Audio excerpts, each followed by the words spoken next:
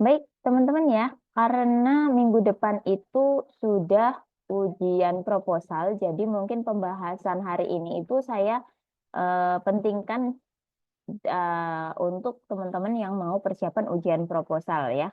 Apalagi masih ada kendala, misalnya nih belum fix topik, nah seperti itu ya. Jadi mungkin teman-teman yang sudah ujian proposal sabar dulu ya, insya Allah nanti pertemuan keempat kita sudah pembahasannya tentang penyusunan bab 4. Nah, seperti itu. Bentar ya, teman-teman ya.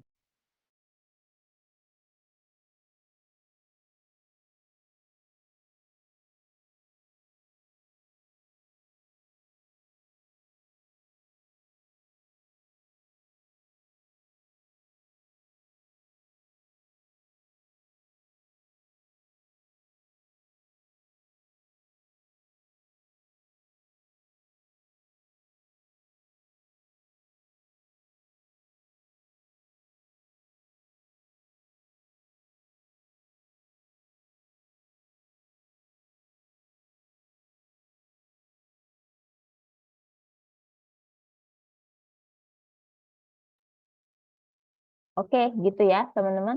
Jadi kita pentingkan untuk yang mau proposal. Nah, untuk teman-teman yang proposal, mungkin di sini saya sedikit membantu ya, bagaimana nanti teman-teman bisa berprogres proposal, utamanya untuk teman-teman yang misalnya, Bu, saya belum ada progres sama sekali, begitu. Nah, hal yang penting dilakukan pertama kali untuk teman-teman yang mau proposal adalah sudah mengunduh dokumen-dokumen penting di mana linknya sudah saya share di grup ya. Dokumen penting itu ada pedoman TA, ada template TA, dan ada rubrik penilaian. Sudah di-download semua? Sudah Bu. Ya Ibu.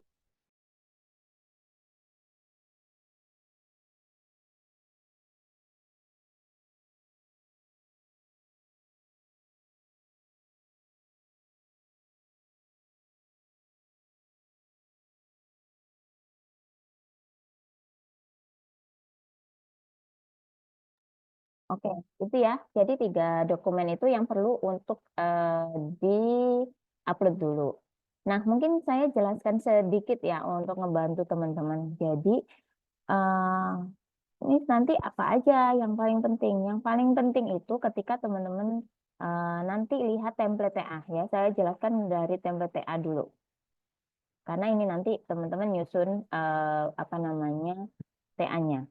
Ya, di sini karena waktu kita sangat terbatas sekali, teman-teman.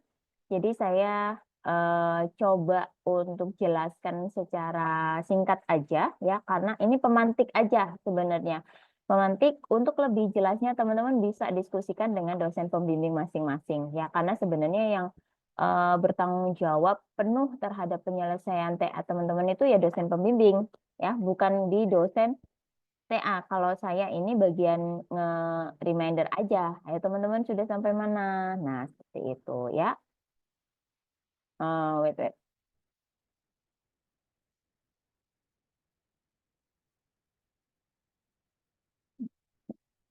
Oke. Sebentar. Kalau misalnya nanti teman-teman ini kita ke template TA dulu ya. Teman-teman, untuk yang proposal diperhatikan. Di proposal nanti itu yang perlu dikumpulkan ya. Naskah TA-nya adalah cover, daftar isi, daftar tabel. Kemudian kontennya bab 1, 2, 3 dan daftar reference. Ya. Ketika teman-teman lihat template TA, pasti kan ini ya, dokumennya ini. Jadi eh sorry, suara saya masih jelas nggak ya? Jelas Bu. Jelas ya. Oke. Jadi untuk covernya atau halaman sampul teman-teman tulis aja di sini ya. Ini nggak usah ditulis judul gini, ini langsung judulnya apa? Ya, misalnya perancangan, pengembangan, implementasi, analisis atau apapun di sini, ya. Nah, karena ini tuh hanya panduan aja kalau judulnya itu ditulis huruf besar ukuran 14 begitu. Jadi misalnya teman-teman judulnya adalah perancangan sistem informasi. Ya udah, tulis aja perancangan sistem informasi. Judulnya ditulis huruf besar semua. Ya. Oke, sampai sini cukup paham, teman-teman? Bisa dipahami ya? Karena ini yang banyak salah. Jadi gini, teman-teman. Saya coba bantu di template-nya ya. Karena template itu sebenarnya bisa kita minimalisir kesalahan. Tapi kalau template-nya salah, nilai teman-teman itu nggak bisa maksimal. Ya. Jadi saya coba reminder apa aja hal-hal penting yang perlu teman-teman tahu ya untuk template-nya. Paling gampang kan template nih. Judul ini huruf besar semua. Kemudian ini tugas akhir, tulis aja proposal tugas akhir gitu ya. Kemudian nama, NIM, program studinya apa, Depok. Nah, ini tahun lulus sidangnya. Tahun lulusnya. Misalnya ini tahun 2025 ya. Jadi jangan nggak usah pakai bulan. Kalau template yang sebelumnya itu bulan dan tahun. Tapi kalau sekarang itu tahunnya aja. Ya, gitu. Ada pertanyaan di sini? Cukup ya. Nah, kemudian karena kita proposal, halaman judul ini nggak usah, di skip. Halaman pernyataan orisinalitas di skip. Halaman pengesahan di skip. Kata pengantar di skip. Skip, skip, skip. Sampai ke daftar isi, daftar tabel, dan daftar gambar. Ya, daftar isi penulisan halaman itu ada di bawah ya menggunakan Romawi kecil. Nah, di bawah di tengah-tengah gini. Oke? Dan kita cek lagi di daftar isi.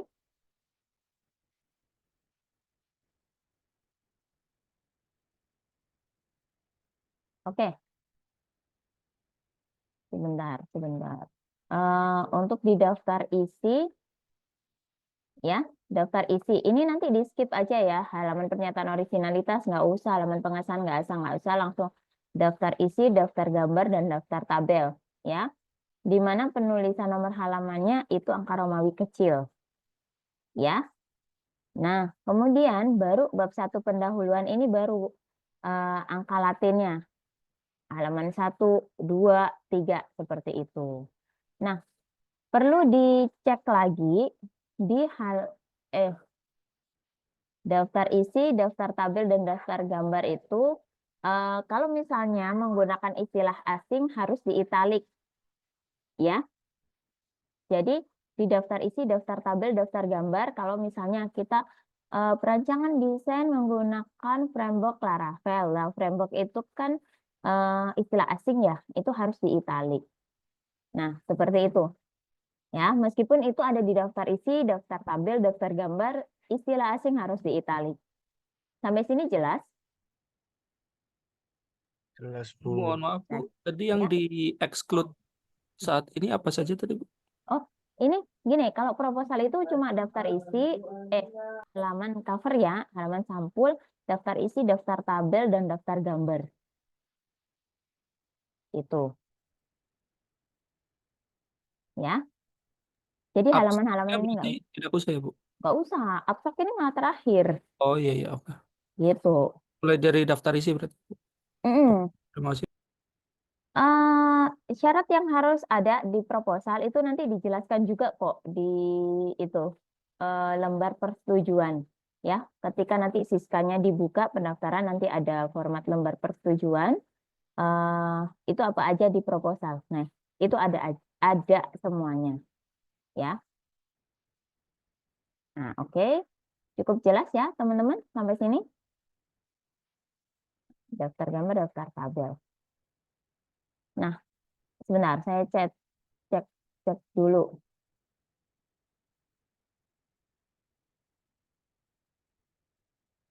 Oke. Oke, untuk ujian proposal nggak bisa gabung dengan ujian hasil ya, Haikal. Jadi tolong silakan proposalnya diinputkan minggu depan. Kalau nggak gitu kamu nggak bisa lulus semester ini, ya. Gitu. Ah, Untuk template sesuaikan yang baru ya teman-teman. Nah ini nih sering kali, oh Bu saya pakai template-nya itu template yang lama, ada bulan dan tahun. Ya kalian, misalnya gini, itu kan template sebelum 2024 kalau nggak salah ya. Karena kebetulan saya juga jadi tim penyusunnya gitu. Nah maksud kita adalah kalian itu diberikan yang terbaru untuk disesuaikan. Kalian lulus tahun berapa. Dan jangan sampai ya kalau misalnya gini, kalian itu dikasih tahu sekarang, tapi tetap kekeh pakai yang lama. Kayak gitu. Nah, buat apa dong? Kita kasih yang terbaru. Ya, kayak gitu. Dan ada juga kasus kayak gini. Ini covernya covernya salah. Sesuaikan dengan template. Misalnya gitu ya, template yang sekarang. Nah, ada yang ingin, Bu, saya pakai template-nya sesuai dengan kakak tingkat yang kemarin gitu. Jadi sebel dong kita ya. Maksudnya kalian itu dikasih tahu yang terbaru kok masih nurut ke kakak tingkat. Bisa aja kita jawabnya kayak gini, ya udah minta nilai aja sama kakak tingkat. Nah, kayak gitu ya. Jadi usahakan teman-teman apa namanya sesuaikan dengan template terbaru. Kalau kalian nggak mau nilai kalian jelek, kayak gitu ya. Dan kalau kalian nggak mau kan harus ganti template lagi, ya udah segera lulus biar kalian nggak ngerasain gonta-ganti template, gitu ya. Oke, jelas ya. Oke, kemudian untuk proposal nanti yang penting ada bab 1, bab 2, dan bab 3. Bab 1 itu pendahuluan, ya. Pendahuluan itu ada latar belakang, rumusan masalah, tujuan dan manfaat, batasan masalah, dan sistematika penulisan. Nah, teman-teman di sini latar belakang itu ada identifikasi masalah yang menyebabkan penelitian harus dilakukan, ya. Kemudian harus ada sertakan data-data akurat untuk memperkuat permasalahan yang diteliti. Dukung dengan referensi tentang masalah tersebut dan penelitian terkait ya, yang mirip dan pernah dibuat oleh peneliti sebelumnya. Tuliskan state of the art-nya dari penelitian kalian ya dengan penelitian sebelumnya. Keterbaruan ini dapat diambil dari tempat yang beda, waktu pelaksanaan penelitian, metode, teori, dan lainnya. Kemudian tuliskan hal-hal penting yang mendorong pentingnya penelitian ini dilakukan. Nah, kayak gitu. Itu isinya latar belakang. Nah, mungkin ada teman-teman yang bisa kasih contoh judul, judul TA. Tulis aja di chatroom.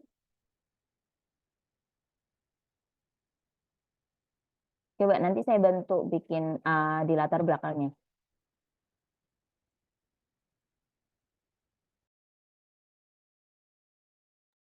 Ya, contoh satu judul aja.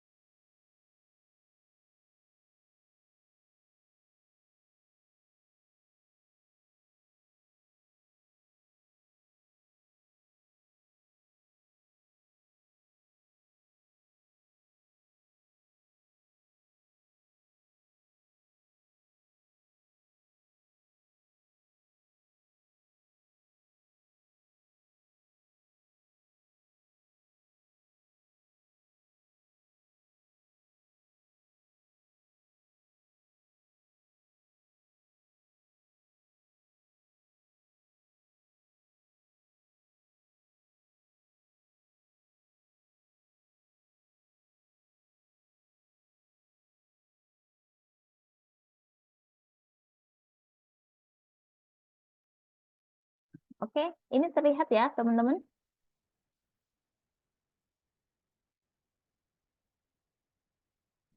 Oke, terlihat ya.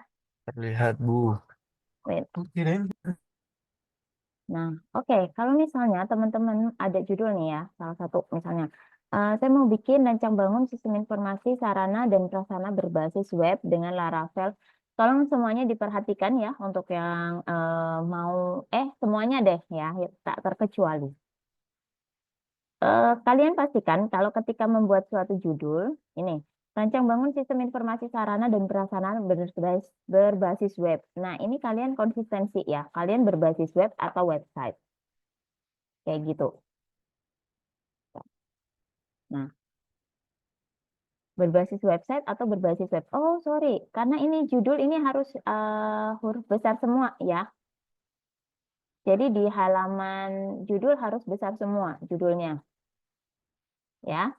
Karena kan di halaman cover itu kan ada judul gitu ya, tulisannya misalnya gini. Semuanya kan gini ya di judul. Nah, itu teman-teman harus semuanya pakai huruf besar gitu. Rancang bangun sistem informasi lalala itu huruf besar semua. Oke?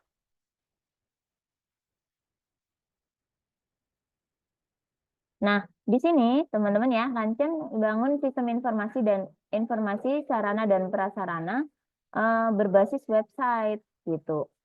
Nah,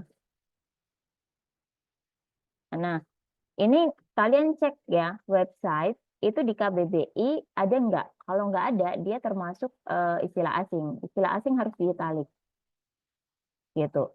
Kalau misalnya, Bu, saya menggunakan istilahnya web, kalian tetap cek di KBBI. Kalau nggak ada, itu termasuk istilah asing dan itu harus diitalik gitu. Nah, kalau misalnya kalian mau istilah asing, istilah asing dan nggak perlu bolak-balik nge-italik gitu ya. Kalian pakai fitur replace aja ya. Jadi istilah asing website ini berarti harus semuanya ya di replace jadi italik. Berarti sampai ke bawah nanti tulisan website sudah otomatis italik. Karena gini, kalau kita penguji itu akan melihat, oh ini website kan istilah asing ya, harusnya di italik gitu.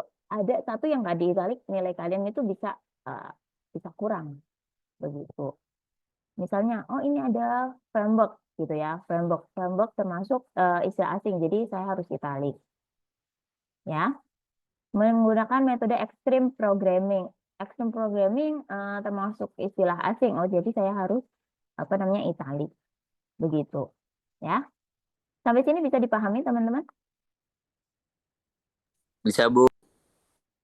Rancang bangun sistem informasi sarana berbasis website dengan framework Laravel menggunakan metode extreme programming. Langsung aja ya, nggak usah studi kasus, langsung di PTCR Surabaya.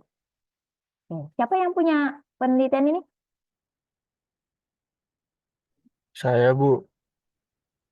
Oh, Amar. Kamu orang Ya, Surabaya, Amar? saya orang Surabaya, Bu. Mojokerto sih. Oh, ya, Ya. ya, ya, ya, ya. Soalnya dekat sih sama saya. Saya di Sidoarjo posisinya. Oh iya, Bu. Tetangga. Ya, tangga saya kalau mudik juga di Mojokerto kok. Nah, itu buat itu aja ya, ngejok ya, teman-teman ya. Apa namanya? Silakan nanti teman-teman juga dicek ya bahwa istilah asing yang ada di apa namanya judul, daftar tabel, daftar isi semuanya harus diitalik ya. Kemudian ini kalau misalnya saya ada studi kasus di ini, studi kasusnya dihapus aja langsung aja di PT Siar Surabaya. Begitu. Ya. Bisa dipahami semuanya? Bisa, Bu. Sebentar.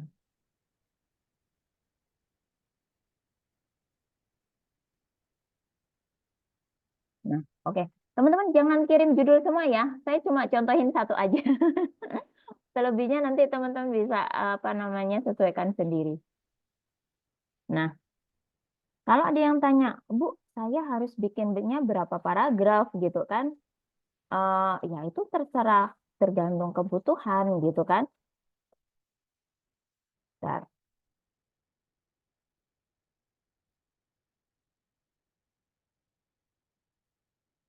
Nah, misalnya ini, coba kita bikin dulu. Kira-kira kita mau bikin berapa paragraf dan isinya kira-kira di ide utama ya, topik utama di setiap paragrafnya itu apa saja. Misalnya, oh paragraf 1, saya akan membuat, misalnya gini, rancang bangun sistem informasi sarana dan prasarana berbasis website dengan framework Laravel menggunakan metode Extreme Programming di PT Siar Surabaya. Paragraf 1 itu kan harus topik-topik yang umum ya, teman-teman. Misalnya, oh saya langsung aja bahas PT Siar. Oh, sorry, jangan PT Siar dulu. Pengembangan.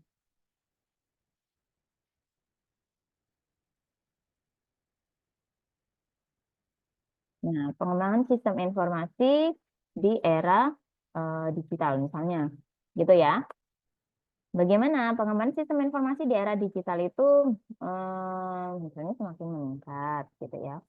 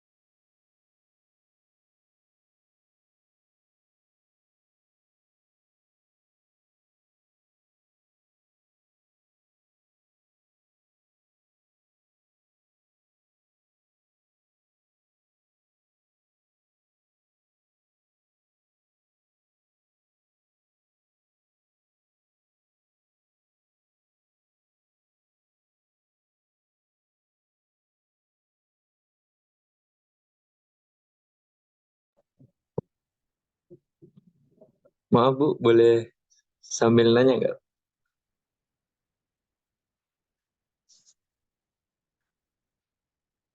Ya, boleh. Nanya aja. Ini Bu, untuk penulisan judul itu, yang studi kasus, itu tuh ada aturan pakemnya atau memang boleh beda-beda ya Bu? Soalnya di bimbingan saya, itu untuk studi kasusnya itu ditaruh dalam kurung gitu. Terus studi kasusnya huruf kecil, terus PT-nya baru huruf besar semua gitu. Enggak sih, enggak ada. Studi kasusnya enggak ada itu. Itu tergantung apa namanya gaya penulisan aja sebenarnya begitu. Tapi kalau saya sih kurang suka ya, harus ada dalam kurung itu nggak tahu sih. Menurut saya itu nggak efektif gitu. Tapi sebenarnya itu kembali lagi ke peneliti, bagaimana meramunya.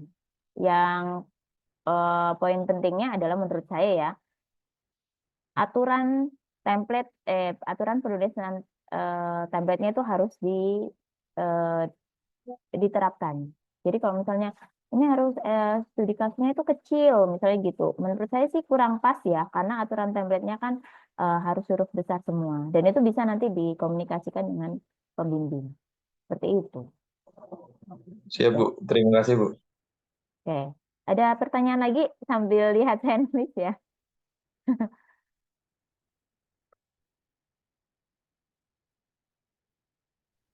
Bu izin bertanya Bu, Ya, silakan.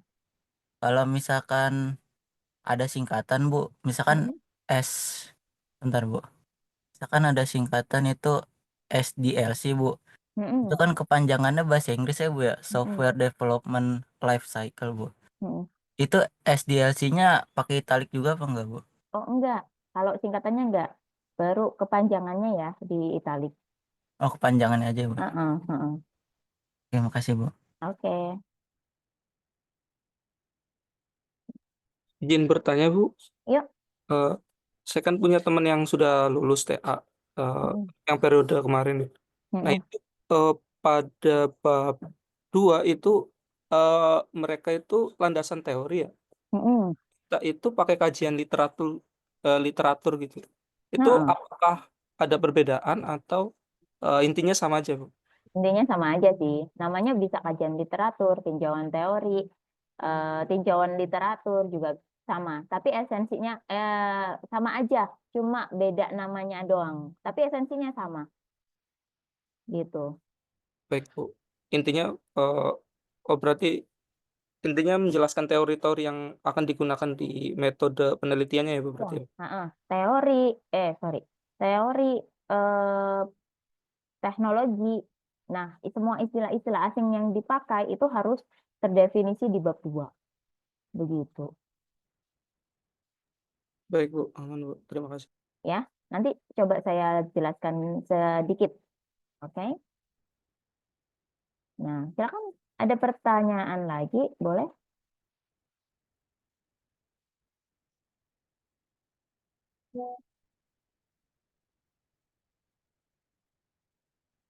Langsung aja bisa tanya. Ya Bu, izin bertanya Bu. Mhm. Di daftar belakang apa harus menyertakan citasi gitu Bu? Oh lah, harus tuh sama Berarti gitu. itu ada ketentuan minimalnya nggak sih Bu? Misalkan di bab 1, bab 2, bab 3 gitu Bu. Apakah Nggak ada ada harus uh-uh. citasinya gitu? Nggak ada minimal, tapi keseluruhan bab 1, 2, 3 harus 15 minim.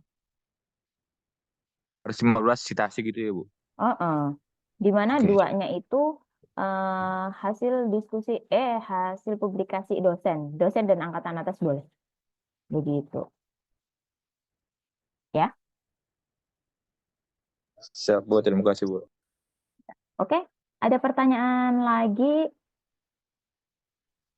Ibu, mau izin bertanya, Bu. Hmm. Ini saya ada kelas bimbingan sama dosen pembimbing jam 8. Mau izin keluar dulu dari roomnya boleh nggak ya? Nanti saya join lagi kalau udah selesai. Nggak apa-apa, boleh aja. Oke. Nanti kalau misalnya nggak nutut, kita kan jam 9 sudah, jam 9 ya. Mungkin sekitar jam 9 itu sudah off. Kamu bisa itu deh, dengerin, apa namanya, rekamannya ya, recordnya ya. Recordingnya aja. Oke, baik Bu. Oke, Terima kasih ya Bu. semoga sukses ya, Najwa. Amin, terima kasih Bu. Ya, oke. Baik, teman-teman. Ini sedikit saya bantu untuk teman-teman yang mungkin mau nyusun bab 1 ya di latar belakang. Kenapa sih saya lebih konsennya itu di latar belakang? Karena apa? Latar belakang itu sebagai pijakan kita untuk apa ya? mengambil alasan kenapa saya melakukan penelitian ini. Dan latar belakang itu poin penting sebelum poin-poin yang lain itu dibahas ya. Jadi kita uraikan secara jelas apa sih alasan kita untuk mengambil penelitian ini. Dan penelitian ini tuh memang layak untuk diteliti, urgensi penelitiannya ada gitu. Makanya kenapa saya tadi pilihnya ya udahlah siapa judulnya siapa saya coba uraikan ya. Tapi untuk latar belakang saya seperti apa, apakah ini betul atau enggak, itu semua harus didiskusikan dengan dosen pembimbing. Begitu ya. Di sini saya coba bantu aja kalian biar nanti menyusunnya biar jadi lebih mudah ya. Tips untuk menyusun latar belakang. Ya, tips untuk menyusun latar belakang itu sebenarnya kalian bikin dulu kira-kira nanti di paragraf 1 saya mau nulis apa, paragraf 2 nulis apa, paragraf 3 nulis apa. Seperti itu. Jadi usahakan ada kalimat yang memang istilahnya adalah benang merahnya ya, antara paragraf 1 dengan paragraf lainnya itu ada kaitannya gitu. Di sini dengan judul Rancang Bangun Sistem Informasi Sarana dan Prasarana berbasis website dengan framework Laravel menggunakan metode Extreme Programming di PTCR Surabaya, saya coba bikin paragraf 1 itu nanti bahasan umum. Jadi saya misalnya bahasan umum itu tentang apa? Saya ngambil misalnya perkembangan teknologi, internet atau apapun ya. Di sini saya coba ngebahas tentang pengembangan sistem informasi. Pengembangan sistem informasi di era digital itu semakin meningkat. Hal ini didasarkan pada data apa? Nah, silakan kalian menyesuaikan sendiri datanya ya, tulis dan citasi. Gitu. Salah satu manfaat sistem informasi adalah memudahkan perusahaan dalam mengorganisir kegiatannya, termasuk dalam lingkup sarana dan prasarana. Hal ini juga terjadi di PT Siar Surabaya. Nah, gitu ya. Ini paragraf 1. Paling nggak kalian ramu lah ya, gimana kalimatnya yang enak. Bu, satu paragraf itu berapa kalimat? Minimal 3. Paling nggak ada 3-4 baris. Gitu. Jadi jangan hanya satu kalimat 2 baris ganti paragraf ya.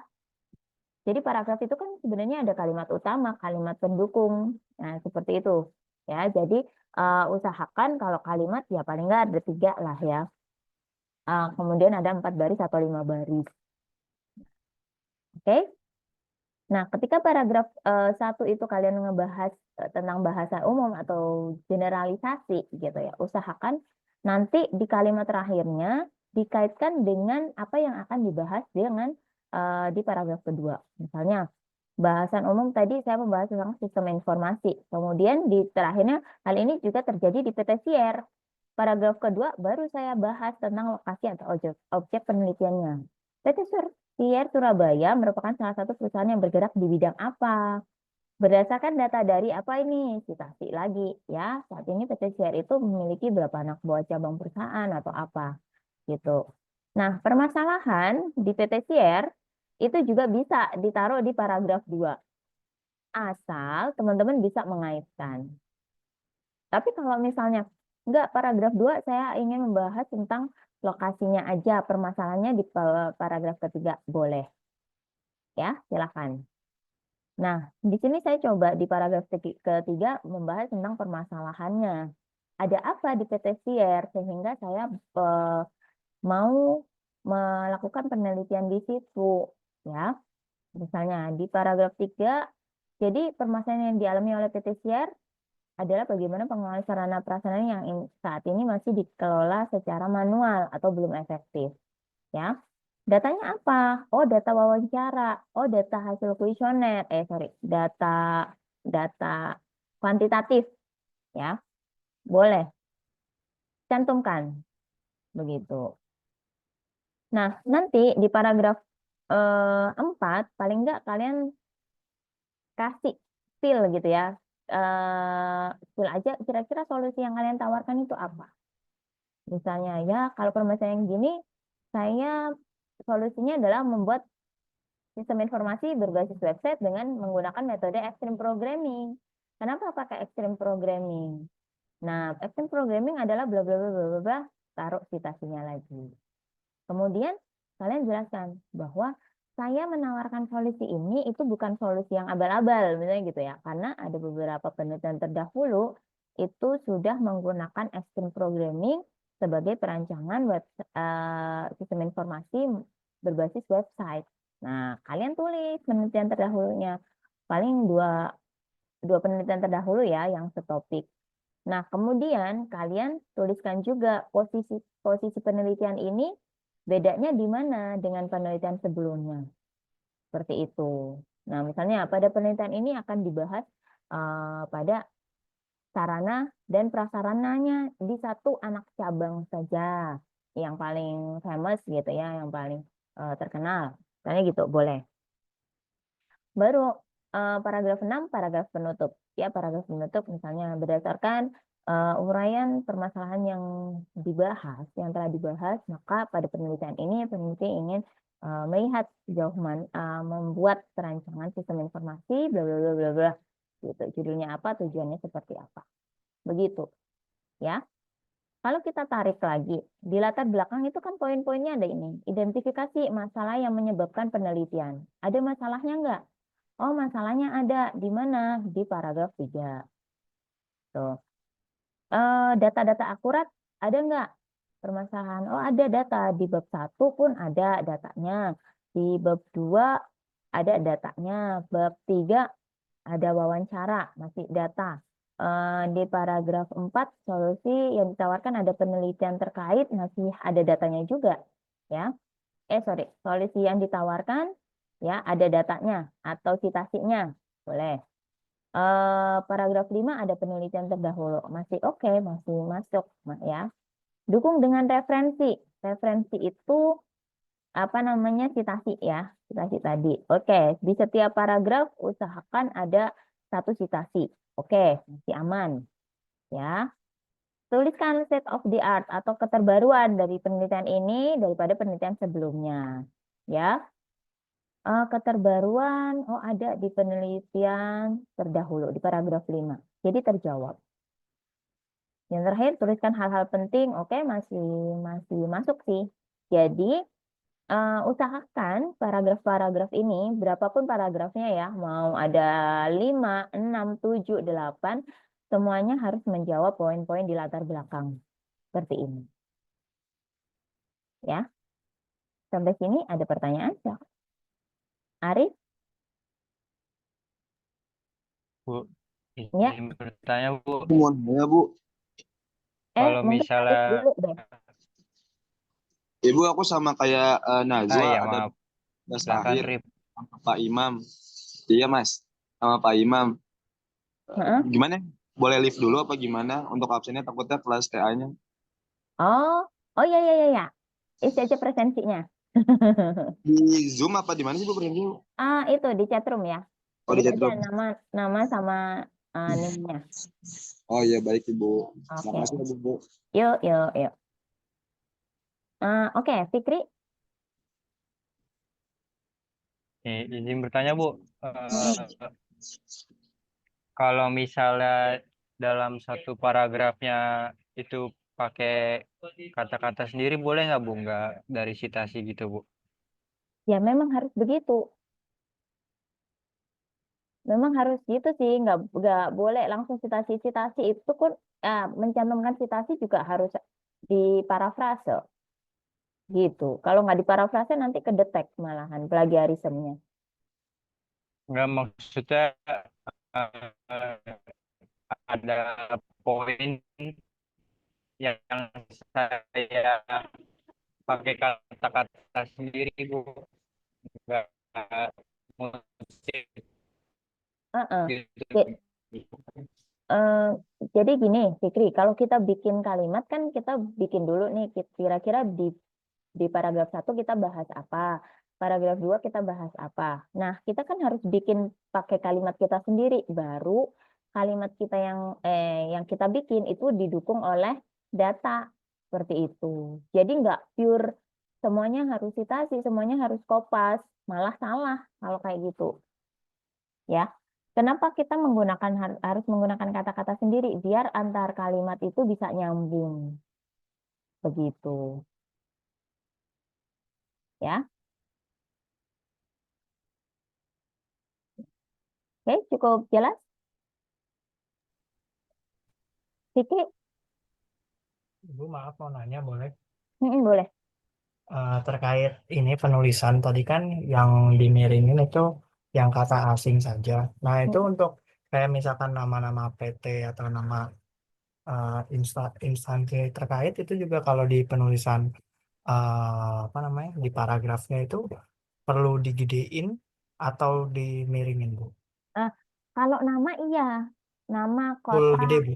Oh, lah, itu aturan di bahasa Indonesia, penulisan bahasa Oh baik. Indonesia. Terima kasih Bu. Ya, Ibu, aturannya gitu. izin bertanya, untuk Word-nya boleh di-share nggak Bu nanti Bu, buat jadi pedoman? Ini ya, saya nggak share ini sih sebenarnya, jadi kalian screenshot aja ya. Oh baik Ibu. Jadi silakan, cukup kan? Cukup kali ya. Bu, saya tanya Bu, Mm-mm. untuk bagian referensi, misalkan di latar belakang, saya mau masukin data, tapi nggak ini Bu, nggak ada jurnal gitu, jadi saya pakai website kayak website kementerian.go.id ya Bu. Itu boleh nggak Bu? Boleh, boleh. Kalau selama itu website yang itu ya. Pokoknya non Wikipedia ya. Oh ya, tapi cara masukinnya gimana Bu ya? Maksudnya kan kalau di daftar referensi kan tulis nama iniannya Bu ya. Oh, Nah, iya terus itu kok harus pakai itu reference manager tools. Kalau saya sih pakai Mendeley. pakai Mendeley Bu ya? Nah, Oh, gimana? saya nanti pelajari lagi dah Mendeley-nya. Nah, oke, teman-teman, saya buka kelas baru, tapi di hari Kamis pagi, gitu. Itu nanti pembahasan tentang apa namanya? Ini dosen tamu ya, karena dosen tamu kelas TA juga. Jadi untuk penelusuran sumber reference, nanti ada pembicara dari BRIN.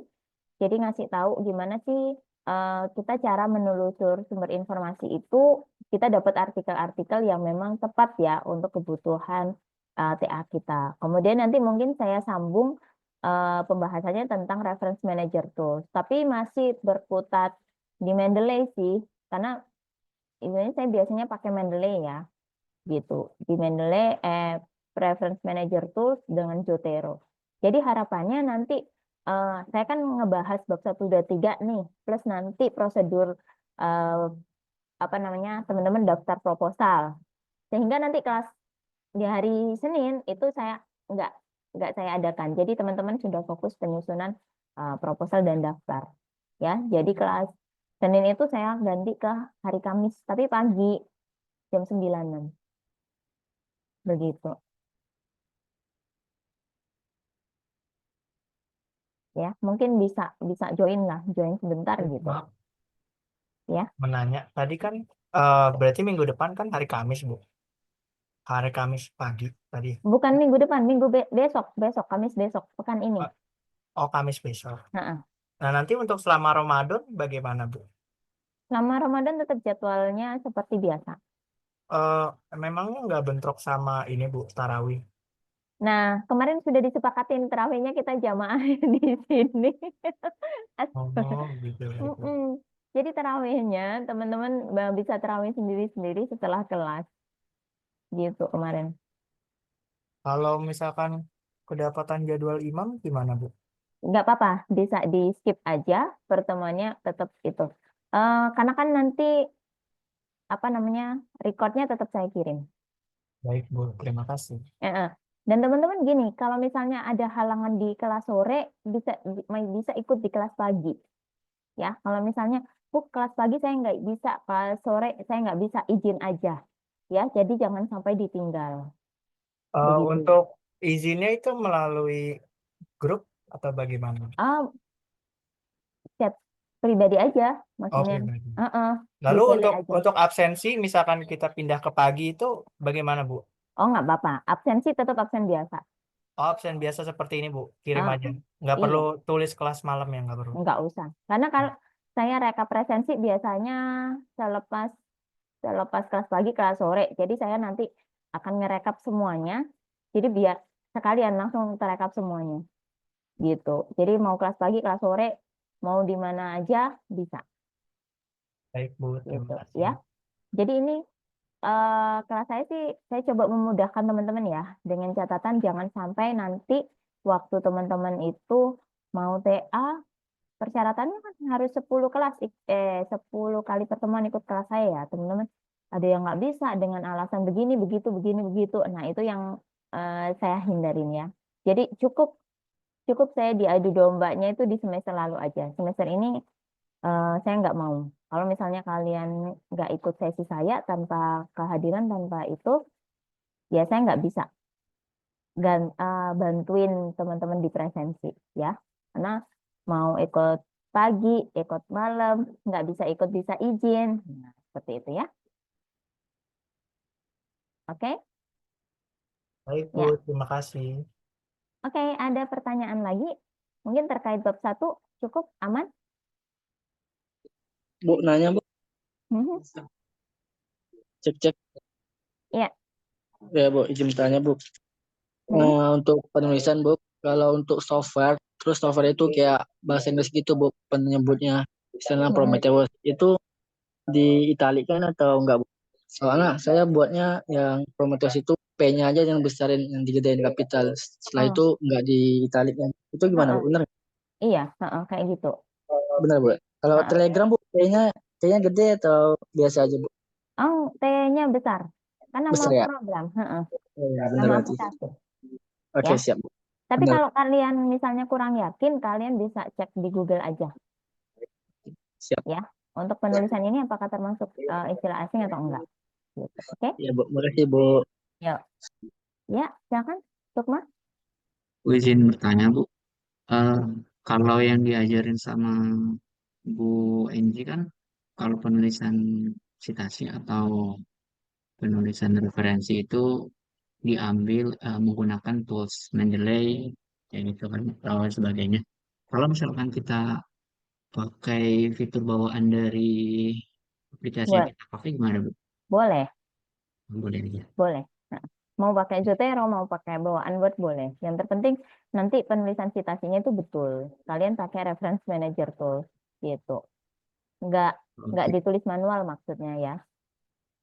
Oh iya, terima kasih Bu. Saya kira Sukma Hidayatullah itu ini cewek, sorry. Yang tadi saya kaget Sukmana, nama suaranya nggak suara cowok. Ya, gitu ya Hidayat ya. Ya, Izudin. Saya mau tanya Bu, itu buat citasinya sama nggak sih sama referensi? Terus untuk citasinya itu bentuk apa? Langsung referensinya gitu? Iya, citasi kan langsung referensinya, gitu. Kan nanti tergantung kita pakai stylenya apa. Kalau stylenya IEEE itu angka doang, angka yang di garis apa di dalam kurung gitu. Gitu. Tapi kalau kita nggak pakai Mendeley agak susah sih. Maksudnya nggak pakai Mendeley, nggak pakai bawaan Word itu agak susah. Ya. Ayo Bu, terima kasih Bu. Tapi kelas ini nanti di kelas hari Kamis ya, insya Allah. Gitu. Nah, oke. Oke.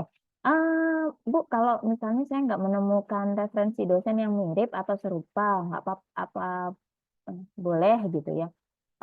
Sebenarnya harusnya sih yang setopik gitu ya. Tapi semua itu tergantung kalian mau ngebahas apa. Misalnya, saya mau ngebahas tentang extreme programming gitu kan ya di sini paragraf 5. Extreme programming itu apa? Sorry. ini ya, paragraf 6, extreme programming. Itu kan kalian cari aja artikel ya, artikel dosen yang memang menggunakan metode extreme programming. Nah, itu tulis aja.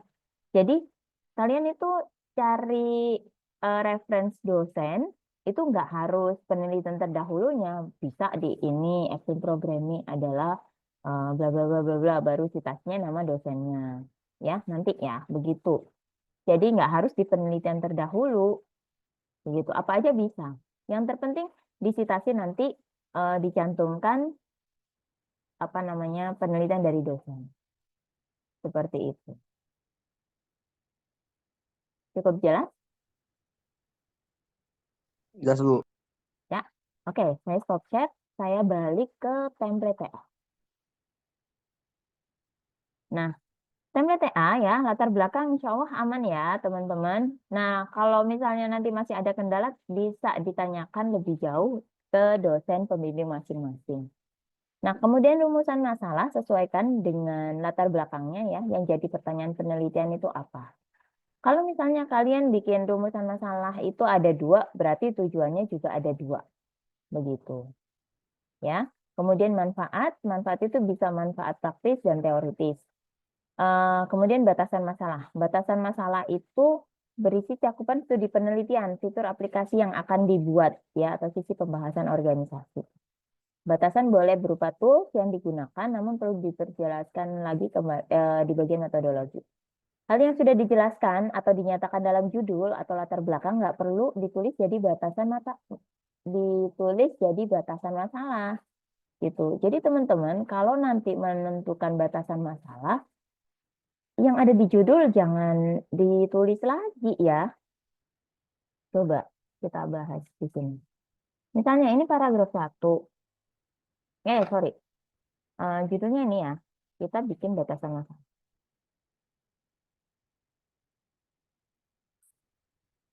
Gitu ya. Misalnya 1. Penelitian ini hanya membahas tentang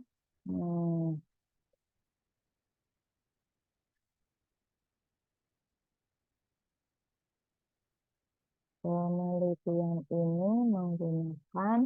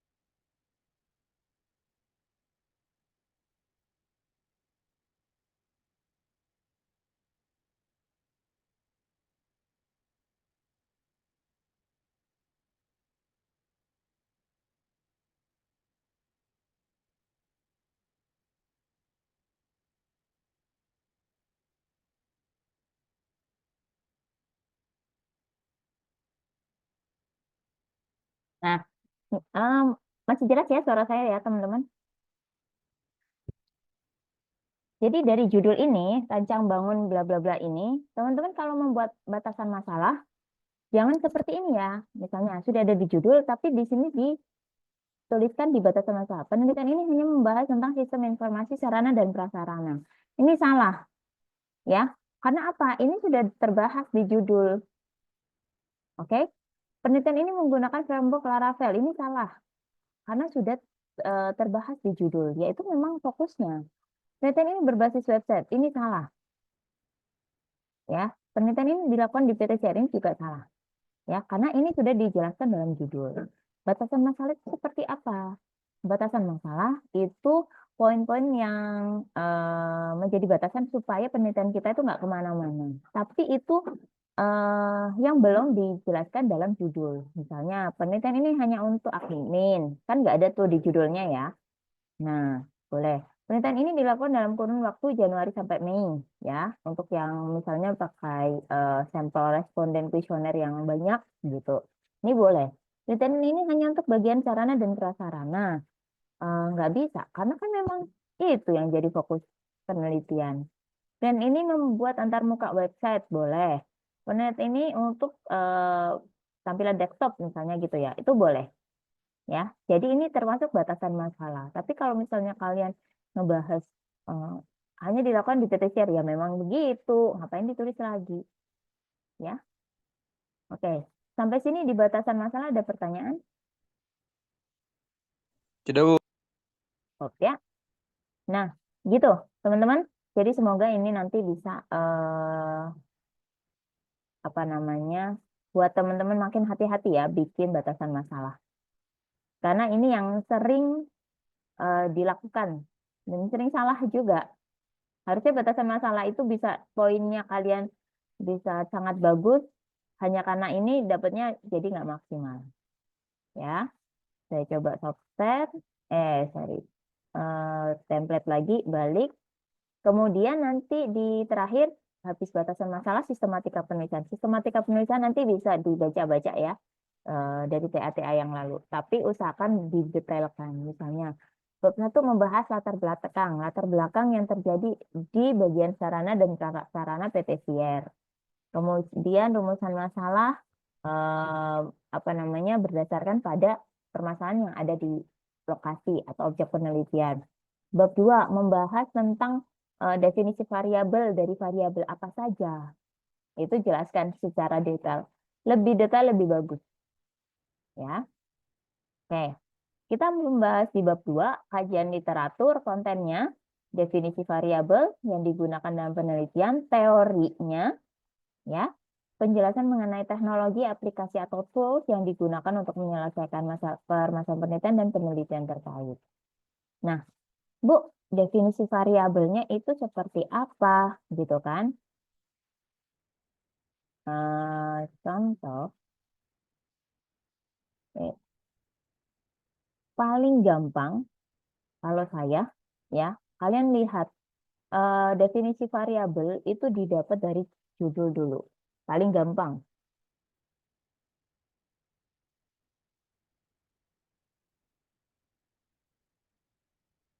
Nah, misalnya 2.1.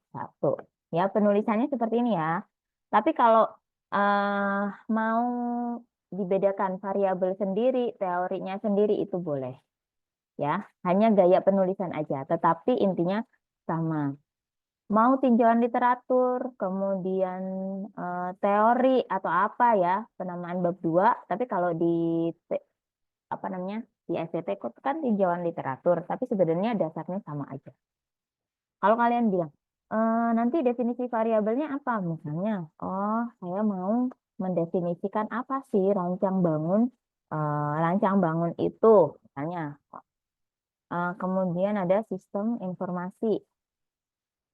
Ada sarana dan prasarana. Boleh, deh. 2.3 ya. Ini harus didefinisikan. Sarana dan prasarana yang dimaksud itu sejauh mana? Kayak gitu. 2.4 misalnya website. 2.5 framework Laravel. Benar ya? Kemudian 2.6 metode extreme programming. 2.7 PT Sier. 2.8 penelitian terkait. Nah, misalnya seperti ini. Saya akan mendefinisikan rancang bangun, sistem informasi, sarana dan prasarana website. Paling mudah itu seperti ini. Tapi kalau misalnya nanti dikasih tahu oleh pembimbingnya, eh, sendirikan definisi variabel itu 2.1, 2.11 ada rancang bangun, 2.1.2 ada sistem informasi atau apapun, boleh ya. Nah, kalian kalau misalnya mendefinisikan misalnya rancang bangun adalah ini kata-kata kalian sendiri ya. Bisa kata-kata kalian sendiri. Nah, boleh menurut atau berdasarkan. Nah, siapa? Pakar ya, berdasarkan atau bla bla bla, kata pakar, definisi kata pakar,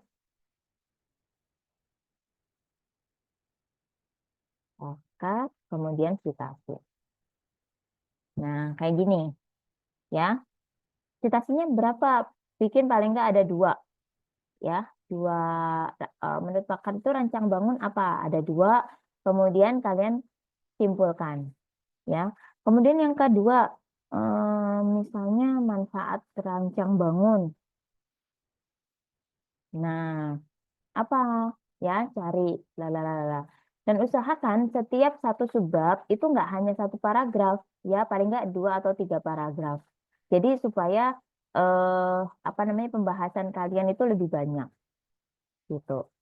Kemudian framework Laravel metode ini, oh saya nanti pakainya ada pengujian black box testing misalnya gitu ya. Nah, nanti di sini misalnya 27 bukan PTCR tapi black box testing. Nah, ini juga boleh ya. Misalnya saya pakainya nanti metodenya Action Programming ya. Ini website. Website ini ada fitur-fitur apa saja yang mau kalian bikin. Nah, ini misalnya. Ada ya. Di sini di bahasan di situ ada fitur-fitur yang akan dibuat. Misalnya di dalam website tadi. Apa aja poinnya. 1 apa, 2 apa gitu. Ya. Sampai sini bisa jelas teman-teman? Jelas, Bu. Sebentar. Untuk sistematika penulisan, jikalau saya hanya mencakup tiap bab dan menjelaskan poin-poin penting tiap bab dalam format kalimat, nggak apa-apa. Ya memang gitu sih ya, Gaby. Tapi harus ada citasinya. Gitu. Apalagi di bab 2. Bab 2 itu full of citation. Ya, jadi penuh dengan citasi. Oke? Ya, Bayi Haki. Assalamualaikum Bu, izin bertanya. Kalau semisal satu referensi, tapi ada boleh nggak ada dua citasi di bab 1 bab 2 gitu Bu? Boleh. Boleh. Tapi kalau angkanya itu gimana Bu? Oh, nanti Apakah ngikutin. sama? Enggak, ngikutin. Jadi ntar di Sama. Enggak dihitung beda. oh berarti ntar di sini misalnya di latar belakang ada 2. Ntar di semisal di kajian literatur saya pakai lagi ntar 2 juga di situ Bu. Ya, betul. Oh boleh berarti Boleh. Bu ya. Boleh. Ada Makanya minimalnya nggak Bu? minimal citasi 15. Oh, Tapi penggunaannya bebas. Kamu mau, misalnya nih, nemu satu artikel gitu ya. Artikel ini bisa taruh di latar belakang, bisa penelitian terkait, bisa nanti bab 4 hasil analisis. Ya udah pakai aja. Gitu. berarti apa IEEE-nya ntar jadi 2 di bawah 2 juga gitu ya Be? Betul. Oh Jadi, sama ya. Soalnya kan sama. saya lihat itu kayak referensi dari cutting itu kayak berurut gitu Bu. Aku belum pernah nemu kasus kayak di sini 2 terus di bawah 2 juga gitu. Berurut karena beda sumbernya. Tapi kalau saya sih lebih baik gini, kita menemukan satu citasi tapi bisa dipakai di beberapa tempat gitu. Jadi kan istilahnya kita baca satu artikel, oh ini bisa di bab 1, Iya. bisa di bab 2, bisa di bab 3 gitu kan. Jadi memang Iya betul Bu. kita bacanya itu eh, nggak harus apa ya cari lebih banyak gitu loh. Tapi ini oh iya ini memang penting gitu kan. Nah, itu bisa pakai. gitu. Oh, oke oke. Nah, misalnya juga kayak gini. Menurut berdasarkan siapa gitu ya, definisi kata pakar, rancang bangun adalah gitu kan. Misalnya, rancang bangun adalah proses membuat prototype gitu ya, misalnya desain website gitu, misalnya citasi, kemudian antarmuka website misalnya. Nah, ini bisa dicitasi juga gitu. Bisa sama Bu ya berarti ya Bu ya. Bukan sama, ini citasi yang beda. Jadi citasi Oh, satu, oh beda. ini citasi dua. Maksud saya adalah gini, kalau misalnya kalian menemukan dua orang pakar yang ngomong tentang rancang bangun dan intinya adalah sama, kalian bisa gabungkan seperti ini. Jadi rancang bangun menurut pakar satu itu desain website ya, citasi satu. Rancang bangun itu juga bisa bikin antarmuka website, oh berarti citasi dua. Nanti apalagi bisa di citasi tiga gitu. Oke oke baik. Tapi sumbernya satu berarti ya Bu. Sumbernya dua, makanya ada citasi satu, citasi dua. Eh, ini masih terkait sama yang tadi Mas Baihaki tanyakan. Jadi saya sedang mengerjakan bab 2, bab 3, tapi masih nyambung dari bab 1 karena bab 1 kan ada penelitian terkait sebelumnya ya Bu. Ya, betul, betul. Nah, di bab 2 di kajian literatur itu banyak penjelasan teori yang sebenarnya sudah ada di penelitian sebelumnya. Nah, itu bisa dijadikan sitasi lagi berarti ya Bu. Boleh, bisa. Mau kalian pakai sampai 4 citasi pun boleh. Asal nggak redundans ya. Maksudnya di bab 1 sudah dibahas gitu. Nanti bab 2 dibahas lagi. Jadi usahakan pembahasannya itu beda. Meskipun hasilnya sama ya. Kalimat, struktur kalimatnya itu bedakan. Gitu. Ya, supaya nanti nggak. Nah, ini kan sudah dibahas ya. Kok ditulis lagi maksudnya gitu. Ya. Oke, silakan. Pertanyaan lagi. Contoh penulisan citasi saya bahas di hari Kamis ya, Gaby dan teman-teman yang lain. Gitu. Izin bertanya, Bu. Itu misalkan di judulnya kan membuat website berbasis itu framework Laravel lah, Bu ya. Terus di batasan masalahnya misalkan itu di judulnya kita nggak nyebut framework Laravel lah, Bu. Terus di batasan masalah kita sebut, Bu, misalkan penelitian ini membuat website dengan menggunakan framework Laravel gitu, Bu. Itu bisa nggak, Bu? Ya, pokoknya salah satu aja yang disebut ya. Tapi aturannya biasanya itu di judul harus jelas, spesifik. Kamu menggunakan teknologi apa. Jatuhnya di batasan masalah nggak boleh ditulis lagi. Tapi kalau ada kata-kata website itu boleh, Bu? Kata-kata website gimana? Itu kan tadi di judulnya kan ada kayak framework Laravel lah, Bu ya. Cuma kan itu kan membuat website menggunakan framework Laravel. Cuma saya nggak pakai framework Laravel lagi tuh, Bu. Jadi ntar di batasan masalah baru disebutin. Nah, itu Fauzan. Jadi kalau di judul itu biasanya pembimbing ya akan mengarahkan kamu pakai metodenya apa, pakai pendekatan menggunakan framework apa itu ditulis di judul. Gitu. Ya, tapi kalau misalnya di judul rata-rata gitu sih pembimbingnya. Ya, tapi intinya gini, kalau di judul sudah ada jangan ditulis di batasan masalah gitu deh. Mudahnya ya. Kalau saya sih ini, Bu, kan saya bukan buat website ya, Bu ya. Kayak buat nguji gitu, Bu, nguji website. Cuma website itu nggak saya sebutin pakai framework apa gitu di judulnya. Ya Jadi udah, saya sebutin di batasan masalah boleh, Bu? ya boleh. Oke, Bu. Kasih, Bu. Ya. Oke, Rama. Izinnya Bu, tadi kan terkait itu ya batasan masalah ya. Nah, itu saya lihat beberapa apa ya skripsi dari apa kakak tingkat gitu ya Bu. Itu kan misalkan di judulnya itu kan ada wajuh. Nah, terus di batasan masalahnya itu tetap pakai wajuh gitu Bu. Nah, itu gimana Bu? Kalau sekarang jangan ya, gitu. Em, karena itu sudah jadi fokus penelitiannya. Jadi jangan di batasan maksudnya jangan ditulis lagi. Maksudnya karena double-double gitu. Ya, kecuali kalau misalnya memang pengujimu meminta ada gitu. Tapi jelaskan, Pak, ini kan sudah ditulis di judul, sudah ada di latar belakang. Apakah nanti di batasan masalah juga perlu dituliskan gitu. Tapi dalam rapat kemarin ya, terus di template tadi kan juga sudah disebutkan, semua yang ada di judul itu nggak usah ditulis di batasan masalah, karena memang itu penelitiannya gitu. Dan itu sering terjadi. Dan itu ke apa namanya banyak dosen yang kelewat. Tuh, jadi usahakan sih jangan biar nggak pembahasan ini lagi kayak gitu ya. Oke, siap Bu. Terima kasih Bu. Oke, April. Iya, Ibu, izin bertanya juga dan masih di tahap batasan masalah masih sama. Kalau untuk batasan masalah yang dimana judul saya itu kan terkait Android Studio ya, dan cakupan Android Studio kan luas.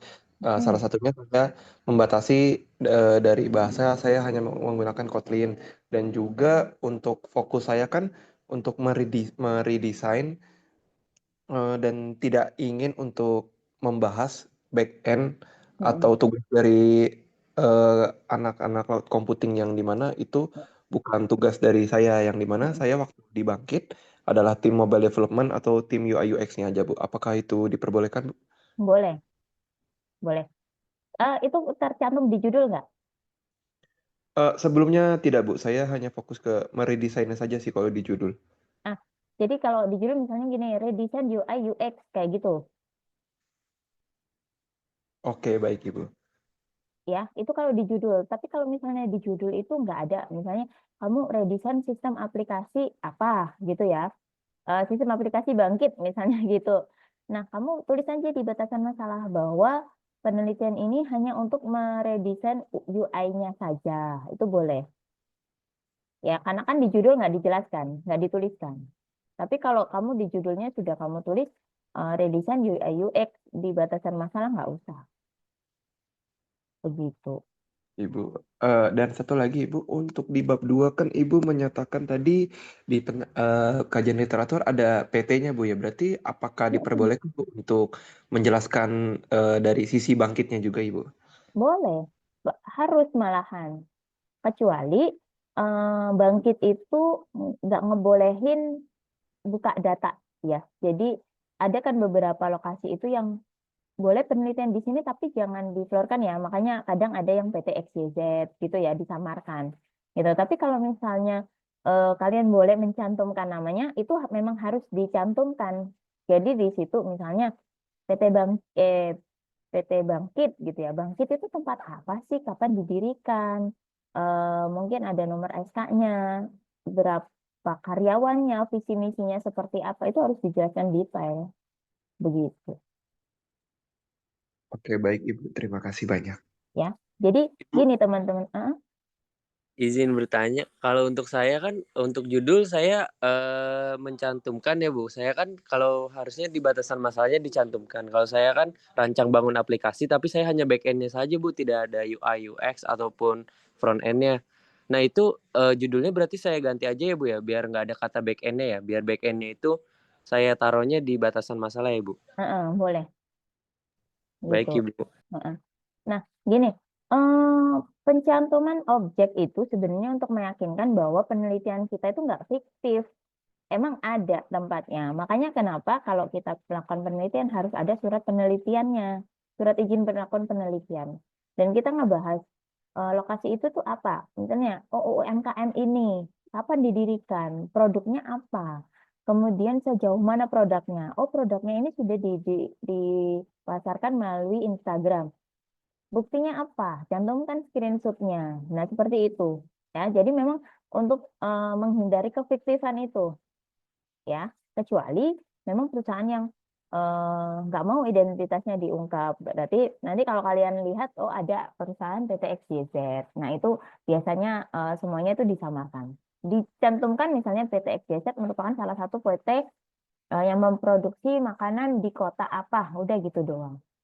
Ya, mungkin singkat aja, tapi seringnya sih harusnya pakai ya lokasinya. Gitu. Oke, ada pertanyaan lagi? Cukup? Cukup, saya balik ke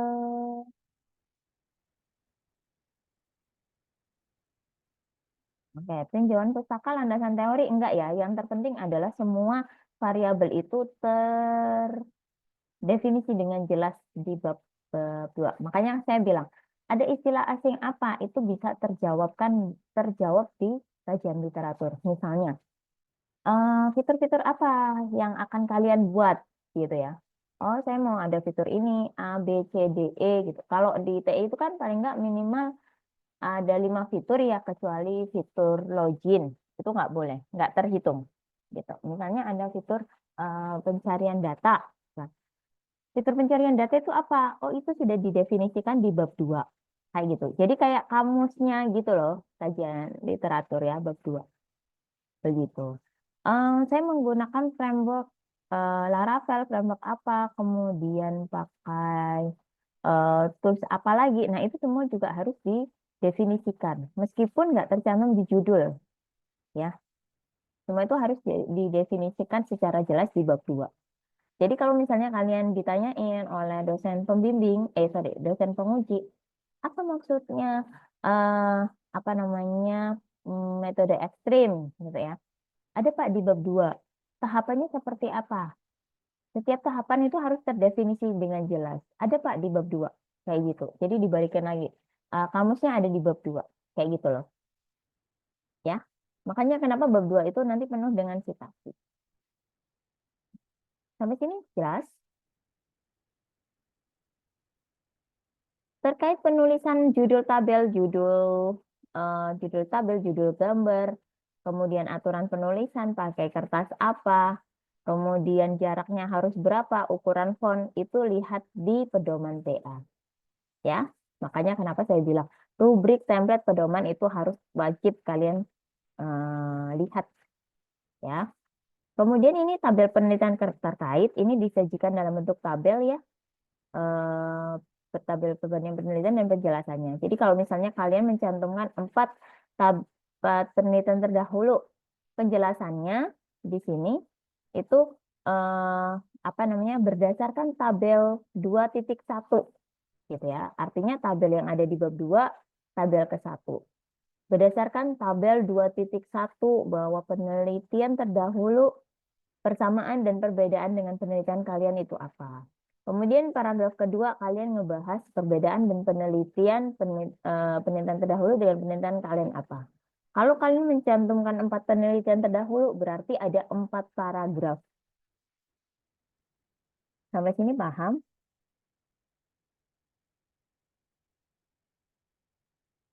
Bisa dipahami untuk pembahasan penelitian terdahulu?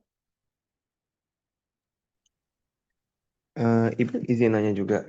Kalau untuk penelitian terdahulunya mungkin judulnya agak melenceng, cuman di platform yang sama apakah diperbolehkan, Bu? Topiknya sih yang sama. Oke, berarti topiknya itu kalau saya kan redesign, berarti yang di mana topik itu sama-sama meredesain ya? Oh, redesign apa kamu?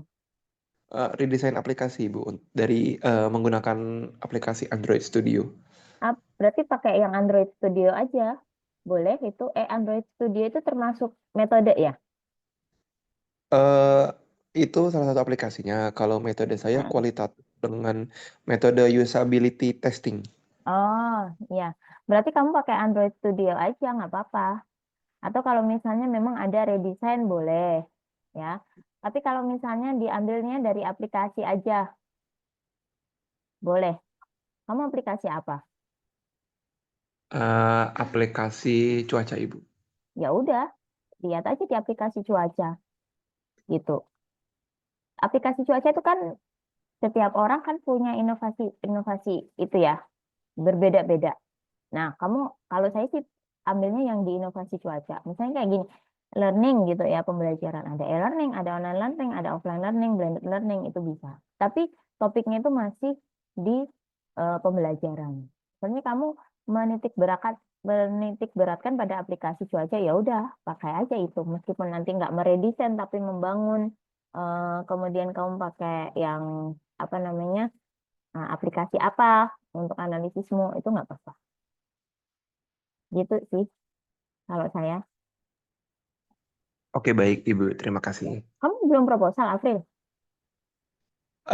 Untuk tahun kemarin saya niatnya ingin proposal, cuman tidak sempat Ibu. Enggak, soalnya presensimu itu apa di semester lalu sudah ada gitu. Saya kira kamu sudah proposal. Belum berarti ya? Iya, belum Ibu, karena saya sembari magang juga, jadi nggak sempat proposal Ibu. Oh ya, oke oke. Tapi nanti kamu pemilihan penelitian terkait tetap didiskusikan dengan dosen pembimbing ya. Cuma kamu cek aja, kira-kira aplikasi cuaca itu banyak nggak penelitian terdahulunya? Oh, oke, baik Ibu. Ya, kalau misalnya oh ada 3, ada 4, ya udah pakai aja. Ya, jadi kamu menitik beratkan pada aplikasi cuaca. Mau redesign, mau membuat sesuatu yang baru, mau dia menggunakan black box testing, mau itu kan itu nanti hasilnya jatuhnya adalah pada keunikan penelitiannya masing-masing, ya. Gitu. Makanya kenapa perlu itu sih teman-teman. Misalnya kalian ada 4 penelitian terdahulu, berarti ada 4 paragraf yang ngebahas perbedaan dan persamaan penelitian kalian dengan penelitian sebelumnya. Jangan satu paragraf ya, nilainya nanti kalian kurang. Begitu. Oke, sampai sini bisa dipahami? Bisa Ibu, terima kasih banyak. Saya. Oke. Kemudian next ke bab 3 ya, metodologi penelitian ini tahapan penelitian. Yang pertama, ini usahakan tahapannya oke, sebentar. Tahapan penelitian itu bentuknya diagram alir ya. Gitu. Kemudian nanti ada gambarnya, gambar 3.1. Penulisan judul gambar ada di bawah gambar. Ingat-ingat aja, kalau penulisan judul tabel ada di atas. T gitu ya. Oh, T di atas tabel. Oke, berarti judul tabel ada di atas. Ukurannya berapa? Ukurnya berapa? Kalian lihat di pedoman TA. Terus gambar tabel ini apa namanya? Alur penelitian, tahapan penelitian. Pastikan outputnya itu kalian tulis dengan jelas, dengan detail ya. Kalian studi literatur itu tentang literatur apa saja. Kalian studi lapangan itu di lapangan mana? Ya. Kemudian outputnya misalnya saya menggunakan desain mockup berupa tampilan web slims 8 gitu ya. Nah, kalian misalnya saya menggunakan metode waterfall. Nah, waterfall itu tahapannya apa? Misalnya yang pertama itu observasi gitu ya, perencanaan. Nah, apa yang kalian rencanakan? Kalian sudah berbuat sejauh mana? Begitu. Ya, paling enggak tuliskan outputnya itu secara detail untuk nilai yang maksimal. Nah, setiap tahapannya nanti itu kalian tulis dalam bentuk paragraf. Tapi paragrafnya bukan 3.1.1 ya, langsung aja. Nomor 1, studi literatur. Nah, studi literatur itu yang seperti apa. Jadi jelaskan detail di situ. Ya, contohnya gimana? Bisa lihat di TA. Ya, kakak tingkat ya.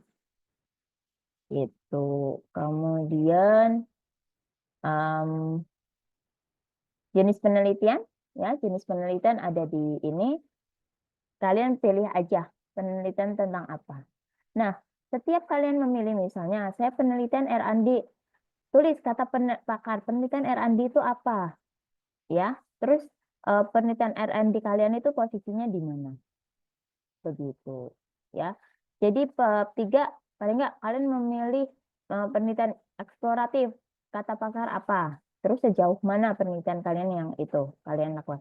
Metode analisis data, kalian milih apa? Metode kuantitatif atau kualitatif? Kata pakar metode kuantitatif atau kualitatif itu apa? Nah, sejauh mana penelitian itu kalian lakukan? Metode pengumpulan data, apa saja? Boleh 2, boleh 3. Ya, tentukan kata pakar itu apa. Nah, seperti itu. Jadi dikembalikan lagi ke kata pakar. Tujuannya adalah untuk memastikan bahwa kalian kalau misalnya ditanyain di penguji, jawabannya bukan iya kata dosen pembimbing saya, bukan gitu ya, tapi ya berdasarkan kata pakar metode penelitian ini adalah begini-begini. Nah, penelitian saya itu akan menganalisis datanya seperti ini gitu. Jadi kuat ya, kalian mempertahankan pendapat kalian di naskah itu kuat. Metode pengujian, evaluasi hasil pengujian dan lingkungan pengembangan. Ya, itu secara garis besar. Tapi untuk jelasnya, detailnya bisa ditanyakan ke dosen pembimbing masing-masing. Oke, sampai sini ada pertanyaan?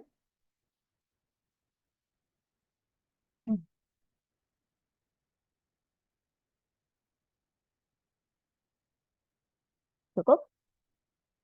Bentar. Bu, berarti kalau rancang bangun masuknya ke R&D, iya. Ya, rancang bangun. Pokoknya kalau kalian membuat aplikasi sistem, masuknya ke R&D. Ya, tapi pengertian R&D itu apa? Cari di beberapa referensi pendukung. Ya. Nah, teman-teman, yang saya mau pastikan lagi adalah nanti kalau ketika kalian menyusun proposal, perhatikan di rubriknya. Ya, biasanya judul. Judul ini kriterianya seperti ini. Jadi pastikan itu semua ada.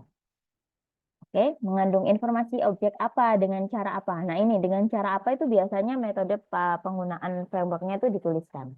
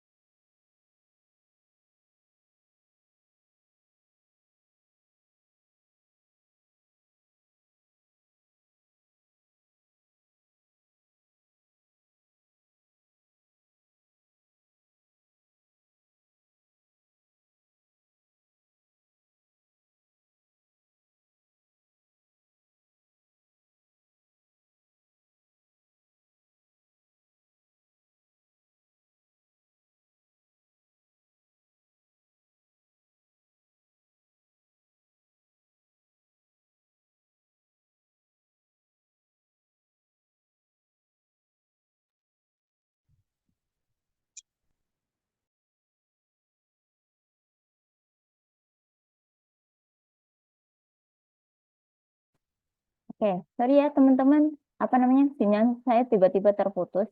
Siapa yang jadi host di sini ya? Jadi host, oh Irsal. Irsal nanti bisa dialihkan ke saya ya, status hostnya. Nah, oke. Teman-teman, sorry. Tadi yang sudah presensi, karena bisa, Ding, bisa. Boleh mau isi presensi lagi, tapi kayaknya recordnya sudah itu sih. Sudah keambil ya. Silakan. Wait. Untuk metode penelitian, apa ya pertanyaan tadi? Metode penelitian referensi ilmiah masih diperlukan ya, Bu? Iya. Jadi referensi itu tetap sampai diperlukan sampai bab 4. Baru bab penulisan yang nggak ada referensinya itu bab 5. Nah, ini. Ya.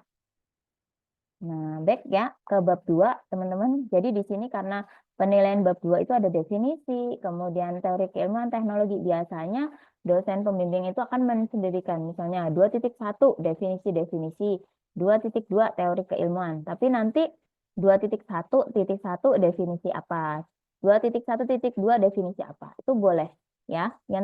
Yang terpenting semua variabel itu terdefinisikan dengan baik. Kemudian bab 3, penyusunannya sesuaikan dengan rubrik ya teman-teman. Misalnya, kalian nggak menyusun sesuai dengan rubrik, metode analisis datanya nggak ada, berarti nilainya kalian itu nanti 0 di sini. Gitu. Metode pengumpulan datanya nggak ada, nggak terurai dengan jelas gitu. Jadi dia ditulisnya tidak ada oleh dosen penguji. Ya. Referensi paling nggak 15, penulisan format, ukuran, bagian, jenis, dan ukuran font, lihat di pedoman TA. Kemudian daftar penerapan style ya, daftar isi otomatis, daftar gambar otomatis, daftar tabel dengan gaya penomoran yang benar, lihat di pedoman TA. Terdapat penjelasan terhadap gambar dan tabel dalam tulisan dengan menyebutkan nama gambar atau tabel. Ya, jadi kalau kalian menjelaskan gambar atau tabel, bukan berdasarkan gambar di atas, berdasarkan tabel di atas, enggak, tapi berdasarkan gambar berapa judulnya. Misalnya berdasarkan gambar 3.1, tahapan penelitian itu begini, begini, begini, gitu ya. Jadi ini nanti akan banyak diterapkan pada bab 4. Kan setiap hasil harus di screenshot gitu ya. Kemudian melakukan citasi menggunakan standar IEEE. Nah, untuk pembahasan citasi, parafrase dan penelusuran informasi, mungkin akan saya buka kelas tambahan, bukan kelas tambahan ya, kelas pekan ketiga. Saya adakan di hari Kamis pagi. Insya Allah nanti ada dosen tamu juga dari BRIN yang akan menjelaskan ke kalian bagaimana cara penelusuran informasi yang baik. Begitu. 3 menit lagi mungkin saya jelaskan. Bu, maaf Bu, tadi saya mau tanya soal yang tadi di yang Excel Bu. Itu kan ada skor sama nilai. Nah, bedanya skor sama nilai itu gimana ya Bu? Saya masih bingung dengan penilaiannya gitu. Yang Skor atas Bu. itu, misalnya gini, ini penilaiannya hanya kayak judulnya jelas sangat baik gitu, skornya 4. Ya, kalau itu udah paham. Cuma skor yang sama nilai itu bedanya apa Bu? Ini dia. Di dekat bobot Bu, di situ. Iya. Nah, Nggak ada deh kayaknya. itu di kolom skor Bu. Sama aja deh kayaknya. Jadi kayak skor itu menunjukkan bahwa kalau sangat baik skornya 4, tapi nilainya juga 4. Kayak gitu loh. Kayak Oh, gitu. iya. Tapi yang jadi nilai akhir tetap di nilai skornya nggak kehitung gitu. Skornya hanya untuk menunjukkan bahwa memang kalau sangat baik cukup skornya itu 3, nilainya ya 3. Begitu. Soalnya beda. Nanti kalau ujian hasil kamu penilaian ini skor bobotnya 0,5 ya. Misalnya sangat baik. Skornya 4, tapi bobotnya itu setengah, jadi nilainya ya 2. Begitu. Soalnya di penilaian rubrik penilaian yang proposal kemarin itu skornya 3, nilainya tuh 12 Bu. Ada yang 8 kayak gitu. Itu maksudnya nggak tahu. Skornya 3, nilainya 12. 12. Bobotnya berapa? Bobotnya 1. Bobotnya 4. Bobotnya 4. Oh ya iya dong. Kalau skor kan misalnya 4, bobotnya 2, nilainya 8 dong. Gitu. Kan ini maksudnya skor dikalikan bobot kan jadi nilai. Oh Begitu. iya, iya Bu. Paham, paham. Tapi kalau kalau di ujian proposal dia bobotnya 1. Ini ada 4. Penulisan bobotnya 4. Ini kalau misalnya kalian nilainya nanti sangat baik, berarti 16. Ya, kayak gini. Gitu. Ya. Makanya, kenapa nanti di penulisan paling enggak kalian usahakan bagus lah. Ya, karena bobotnya ini coba kayak saya sangat baik semuanya. Berapa?